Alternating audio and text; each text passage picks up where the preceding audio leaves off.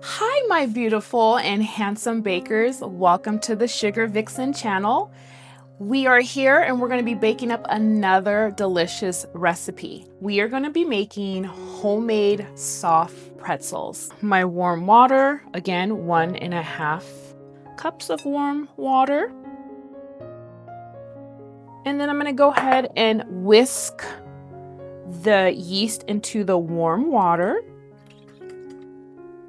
And then we're gonna go ahead and let it sit for about a minute or so it can activate. All right, so it's been about a minute or so and our yeast has dissolved into our warm water. So now I'm going to add our salt, which is 1 teaspoon of salt, 1 tablespoon of brown sugar, and 1 tablespoon of melted butter. And I'm gonna go ahead and whisk that in. Okay, so now I have my 3 cups of flour and I'm gonna go ahead and gradually add the flour about a cup at a time. And then I'm going to mix it with a wooden spoon. If you have a electric mixer with a paddle on it, you can use that, but I'm gonna go ahead and just do it the old-fashioned way and use a wooden spoon and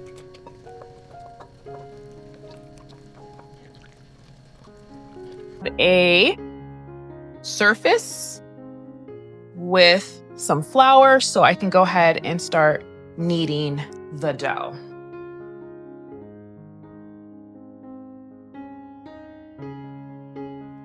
And so the goal of kneading this dough is to make sure it's like not sticky. So I'm just gonna kind of separate it with my fingers and knead the flour into the dough.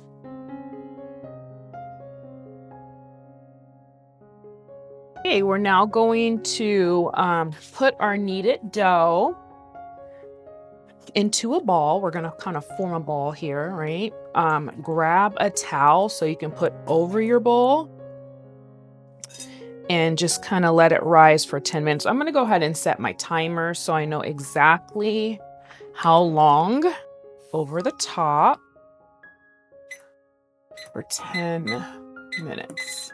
Okay, while we're waiting for our dough to rise, I'm gonna go ahead and preheat our oven to 400 degrees Fahrenheit.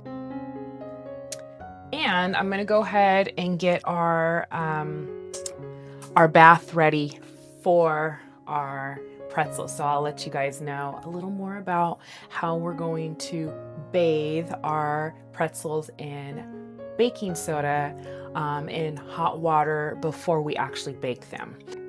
But if you want that extra pretzel taste, do this step. Okay, so while you're waiting for your dough to rise, you're going to put 9 cups of water along with a 1/2 cup of baking soda onto a large pot, and you're gonna wait until it boils. Okay, now that our dough has risen, we're gonna go ahead and take it out of the bowl, and we're gonna cut it into, with a pizza knife, we're gonna cut it into about 1/3 cup sections.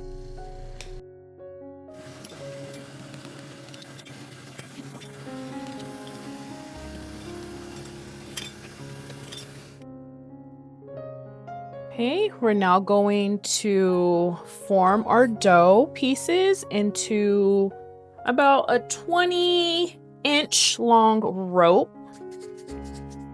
I don't want to put in the extra work.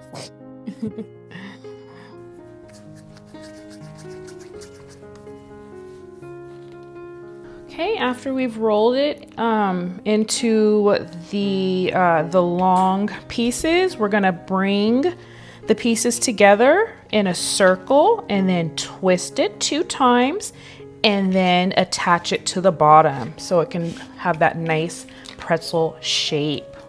All right, so now that we folded all our pretzels, I have my other pan over here. We're gonna go ahead and give it that bath that I was talking about. So I'm gonna go ahead and turn up my water a little bit. I turned it down because I didn't want it to overboil.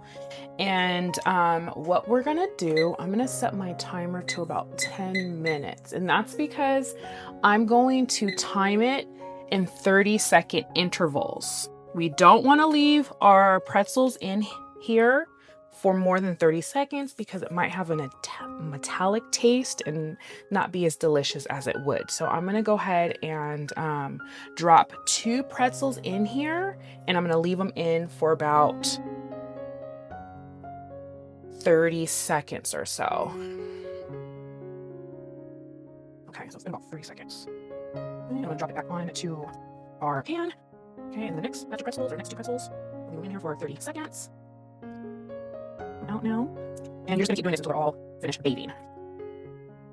So at this point in time, if you want to sprinkle your pretzels with a coarse sea salt, you can. I'm not a fan of salt on my pretzels. Yeah, I know, I'm weird. Because number one, once I finish baking them, I'm gonna go ahead and on some of them, I'm gonna sprinkle cinnamon and sugar. And then I do like dipping them in cream cheese. So I feel like when you have too much salt and too much going on, it takes away from the flavor. So I'm just gonna go ahead and bake these as is, and we're gonna put them in the oven for about 15 minutes or so. If you would like, you can store these in your refrigerator unbaked for about 24 hours or so. So if you don't wanna bake yours right away, remember, you can leave them for up to a day in your refrigerator, but any longer than that, and the flavor is gonna kind of dissipate. If you don't want to eat them all, you can go ahead and bake them, and then you can put them in a freezer safe container or bag.